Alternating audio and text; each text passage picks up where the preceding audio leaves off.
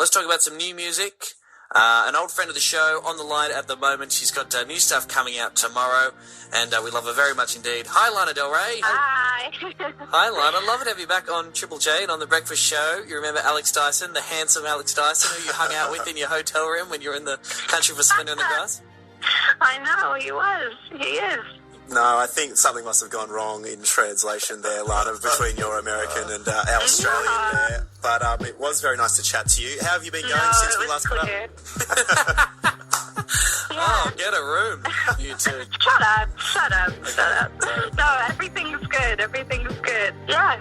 I have something to admit to you, Lana, before we crack on. We've got this really exciting release from you this week, the Paradise edition of your record, Born to Die. But I have to tell you that during Splendor in the Grass 2012 in Australia, during your performance, I was actually underneath the stage. I don't know how it happened, but I just followed these other people and they got a bit crazy. They went underneath the stage and I was there for your entire set.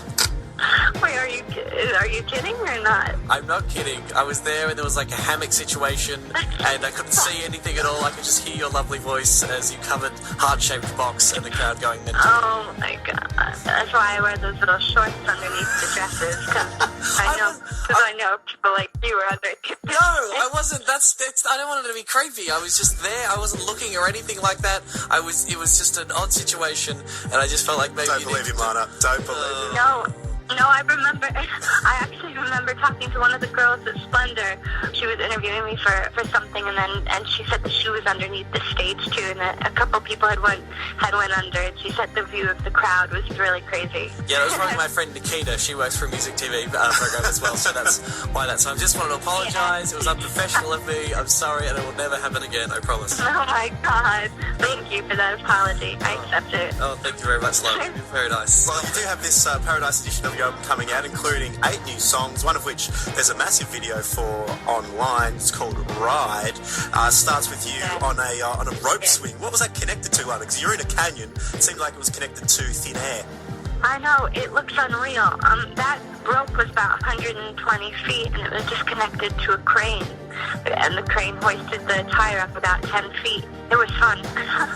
It's a pretty amazing clip, and you're well known for being really involved in your videos. During this video, you're riding around with bikers, and there's a very strong sexual element to the whole thing. You have 3 lovers, according to the credits.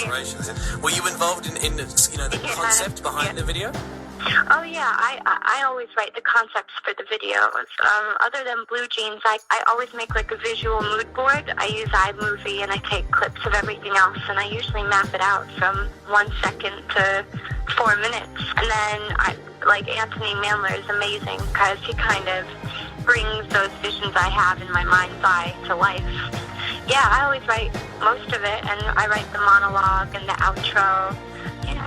And what was it like working with these biker guys in the clips? Are they real bikers who are out there on the road and just took a bit of time off to shoot the new Lana Del Rey clip? Yeah, that's exactly it. They've been a crew for about, 15 years. Half of them are from Chicago and half of them are from LA. And they ride together most of the year or whenever they can. Scott the Wall, who plays the role of one of your lovers in the film, what was it like working with Scott the Wall? The Wall was amazing. He was actually very soft-spoken. And when I was telling him about what I wanted him to do, I said, I'm going to dance bare feet on your toes while you spin me around. I think he thought it was weird. He was amazing. You should hear how loud his roar is. For the last clip, it actually got us kicked out of the canyon for that final desert shot. He was yelling so loud, I think people thought there was a murder going on. Oh, God. Lordy Lou. On Triple J Breakfast, Lana Del Rey joins us from LA at the moment, talking about the release of the Paradise edition of her debut record, Born to Die. Comes out this Friday. If you want to get involved, let's have a listen to the song we're talking about now. Picture Lana being thrown around and hanging out with some walls and some bikers and stuff that have driven all over the country to get involved as you listen to this. This is Ride. We'll be back with Lana after this on Triple J. On Triple J, new music from Lana Del Rey. Ride is the name of that song. You can find it on the Paradise edition of Born to Die, which comes out this Friday. And Lana's actually on the line now. Yay, we love Lana very much. Why did you release a Paradise edition of Born to Die as opposed to releasing a whole new record? We've got 7 or 8 brand new songs on this record. Oh no, I really could have done it either way. Yeah, it was just a toss-up, but I just kind of felt like since they were definitely done and I had those 7 months between December and when I decided to start putting the release together, I thought, well, I've spent a lot of time with the composers and producers. I guess I could just put it out now instead of waiting until next year. Do you think conceptually or thematically you're covering a lot of the similar stuff that you did on your debut, Born to Die? Yeah, I think it's like a less specific version of the last record. I mean, in a lot of ways, I like it more because I did it really easily and it just feels a little more raw to me. I got to record most of it in Santa Monica, so it kind of has more of a West Coast Pacific blue sound. There's just a lot more electric guitars. I mean, not in a rock way, just in a kind of beachy way. And I love it. You've beached up the cover a little bit, Lana, as well. Are you getting a bit more tropical? Yes. Yeah, we went a little more tropical. Not a huge departure, as you'll notice, but the setting changed. One particular tune from the record, which is getting quite a few people talking, is this one. It's called Cola. It goes a little something like this.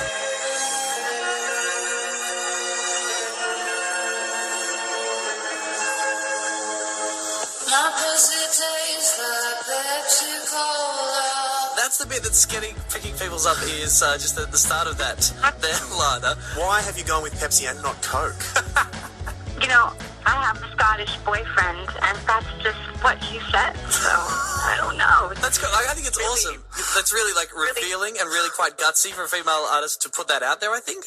And I think a lot of people are talking about it for weird reasons. Do you know what I mean? It's just kind of an odd situation, but it's very cool. Did you have any reservations about releasing that song? Well, I didn't, but everyone around me did. They just thought it was really weird.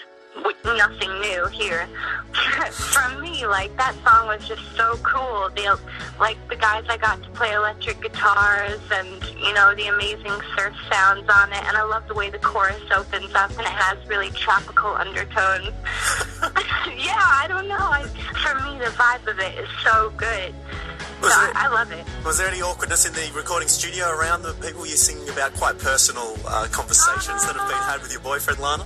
Well, I think there was a lot of laughter because I brought Rick Knowles is one of my 3 amazing producers, and I brought him the thing I had done on GarageBand. And I said, I think I want to do a song that sounds like this. And then he said, oh, okay.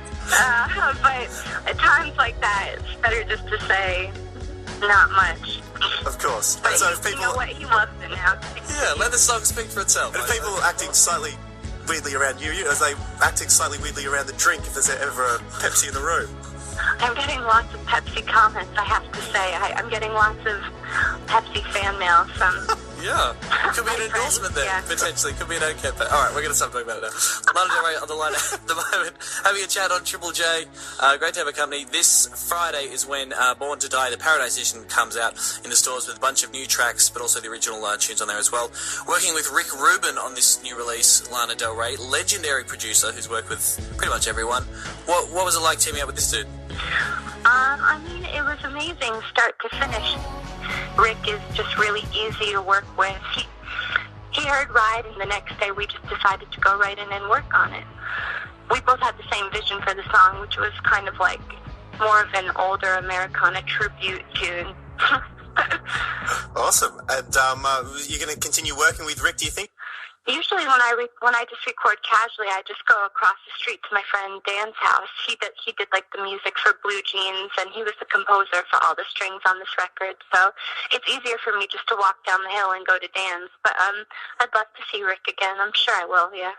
Sounds like, you're at a really happy place now with a cool boyfriend and you enjoy making this music and you enjoy working with Rick. So that's really good news. And it's great to check in with you again, Lana. Thanks for being with us. Thanks, guys. Yeah, it's always good to talk to you. Thanks, Lana.